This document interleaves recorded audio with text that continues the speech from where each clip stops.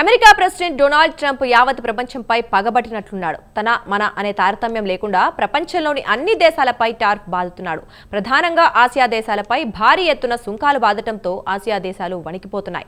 తాజాగా జపాన్పై 25% దిగుమతి సుంకం బాదాడు. జపాన్ వాణిజ్య మంత్రి ఇప్పటికే కనీసం 7 సార్లు ట్రంప్ అడ్మినిస్ట్రేషన్ అధికారులతో మాట్లాడి వచ్చినా పెద్దగా ప్రయోజనం లేకుండా పోయిందని జపాన్ ప్రధానమంత్రి షిగేరు ఇషాబో వాపోయారు. ఇక ట్రంప్ తీసుకున్న నిర్ణయంపై విచారం వ్యక్తం చేశారు. ట్రంప్ టారిఫ్ ప్రభావం ఆసియా దేశాలపై ఎలా ఉంటుందో చూద్దాం.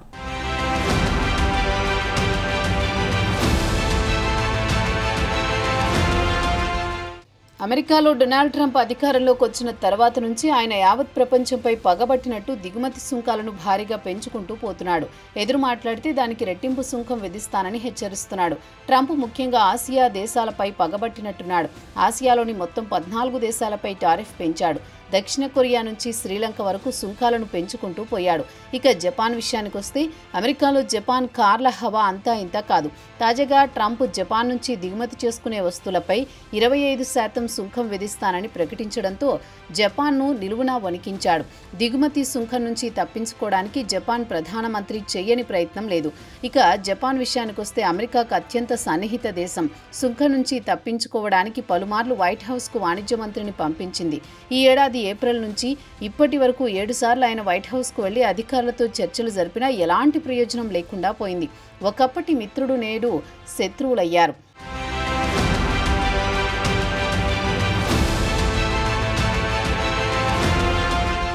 ఇక ట్రంప్ జపాన్పై 25% సుంకం పెంచడంతో జపాన్ ప్రధాని ట్రంప్పై ఆగ్రహంతో రగిలిపోతున్నాడు.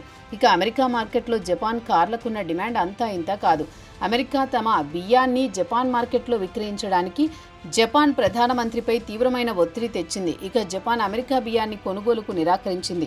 ఈ వారం అమెరికా మొత్తం 23 దేశాలపై సుంకం విధిస్తున్నట్లు టారిఫ్ లెటర్స్ పంపించింది. 24 దేశాల్లో 14 దేశాలు ఆసియాకు చెందినవి. అవి దక్షిణ కొరియా నుంచి శ్రీలంక వరకు ఉన్నాయి.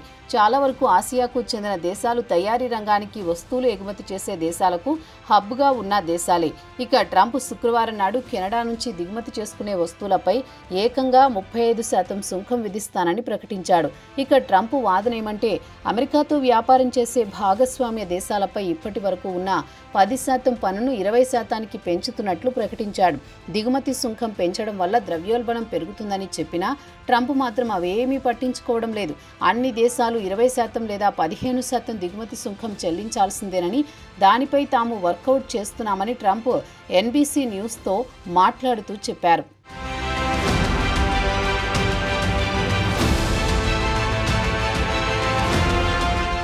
ప్రపంచవ్యాప్తంగా ఉన్న దేశాలు ఆగస్టు 1 నుంచి అమెరికాతో ఒప్పందానికి రావాల్సిందే అని ట్రంప్ బలవంతం చేస్తున్నాడు. జపాన్ లాంటి అమెరికాకు అత్యంత సన్నిహిత దేశాన్ని విడిచిపెట్టని ట్రంప్ మనల్ని వదులుతాడా అన్న అనుమానాలు ఆసియా దేశాలు వ్యక్తం చేస్తున్నాయి.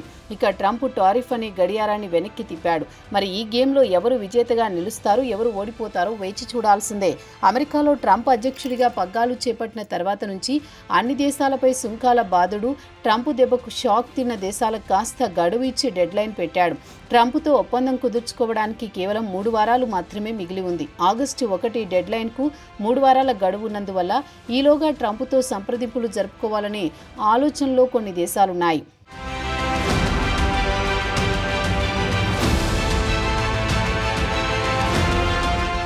ఇప్పుడిప్పుడే ఆర్థికంగా ఎదుగుతున్న థాయిలాండ్, మలేషియా లాంటి దేశాలకు ఈ వారంలోనే టారిఫ్ లెటర్స్ అందాయి. త్వరలోనే అమెరికాతో సంప్రదింపులు జరిపి ఏదో ఒక పరిష్కారానికి రావాలని చూస్తున్నాయి. అయితే అమెరికా, చైనా మధ్య కొనసాగుతున్న ఉద్రిక్తతల మధ్య ఈ 2 దేశాలు నలిగిపోతున్నాయి. ఇక చైనా నుంచి వాషింగ్టన్కు ఎగుమతులు దాదాపు శూన్యమే అని భావించాల్సిందే.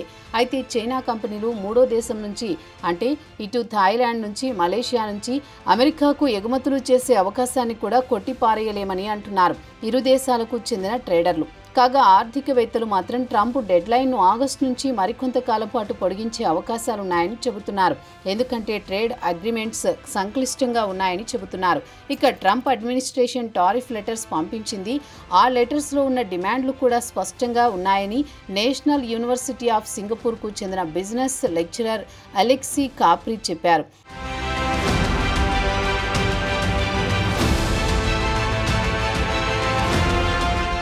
దీనికి ఆయన ఒక ఉదాహరణ కూడా చెప్పాడు. వియత్నాంకు అమెరికా కూడా మధ్య డీల్ కుదిరింది. వియత్నాం నుంచి ప్రత్యేకంగా పంపే సరుకుల విషయానికి వస్తే టారిఫ్ ఫినిష్డ్ గూడ్స్కు వర్తిస్తుందా లేక దిగుమతి చేసుకునే అన్ని విడిభాగాలకు వర్తిస్తుందా అనే దానిపై స్పష్టత లేదు. కాబట్టి ఒప్పందం కుదరడం అంత తేలిక కాదు. దీర్ఘకాలికంగా కొలికి వచ్చే అవకాశాలున్నాయి.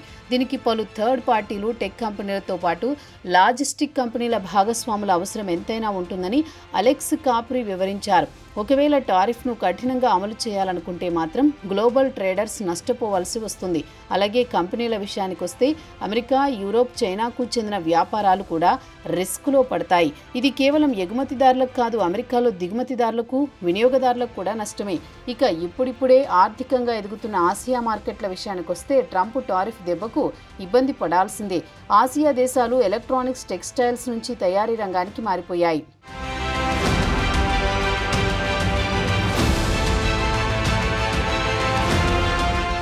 ఇక టారిఫ్లో ఏ దేశ విజేత అనేది ఖచ్చితంగా చెప్పలేకపోవచ్చు. ఒక దేశం ఎక్కువ నష్టపోతే ఒక దేశం తక్కువగా నష్టపోవచ్చు. దీనికి ఉదాహరణ చెప్పుకోవాలంటే వియత్నాం తీసుకుంటే ఆసియాలో మొట్టమొదటి దేశం వాషింగ్టన్తో ట్రేడ్ డీల్ కుదుర్చుకుంది. అయినా వియత్నాం నుంచి ఎగుమతి అయ్యే వస్తువులపై అమెరికా 40% సుంకం విధిస్తోంది. కాంబోడియా విషయంలో కూడా అదే జరుగుతోంది. పేద దేశాలు కేవలం ఎగుమతిపై ఆధారపడిన దేశాలపై కూడా ట్రంప్ 35% సుంకం విధించాడు. దక్షిణ కొరియా, జపాన్ల విషయానికి వస్తే అవి సంపన్న దేశాలు, భౌగోళిక రాజకీయాల్లో కాస్త పట్టు ఉన్న దేశాలు కాబట్టి అవి తట్టుకోగలవు. ఇక ఇండియా విషయానికి వస్తే అమెరికా నుంచి టారిఫ్ లెటర్ ఇంకా రాలేదు. అయితే త్వరలోనే మోదీ ప్రభుత్వం ట్రంప్ సర్కారుతో ఒక ఒప్పందానికి రావచ్చు అన్న టాక్ బలంగా వినిపిస్తోంది. ఇండియన్ మార్కెట్లో అమెరికా వ్యవసాయ ప్రాడక్టులు విక్రయించుకోవాలని చూస్తోంది. అయితే దీనిని ఇండియా కూడా కొన్ని రూల్స్ మార్చాల్సి ఉంటుంది.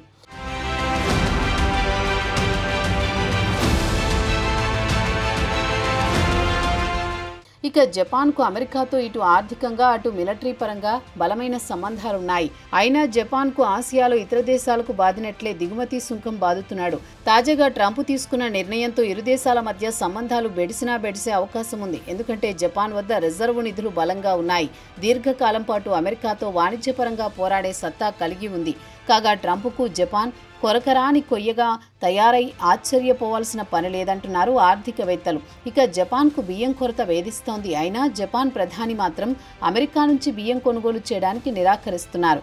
తన దేశ రైతులు ప్రయోజనాలను కాపాడుకోవాలనేది ఆయన లక్ష్యంగా కనిపిస్తోంది. అలాగే ఇటీవల కాలంలో ట్రంప్ ప్రపంచ దేశాలను మిలిటరీ బడ్జెట్ను పెంచుకోవాలని డిమాండ్ చేయడంలో చాలా దేశాలు అంగీకరించాయి. కానీ జపాన్ మాత్రం మిలిటరీ బడ్జెట్ పెంచడానికి నిరాకరించింది. ట్రంప్తో అమీతుమీకి సిద్ధంగా ఉన్న జపాన్ ప్రధాని ఇక కీలక యుద్ధం అమెరికా, చైనా మధ్య జరిగే అవకాశాలున్నాయి.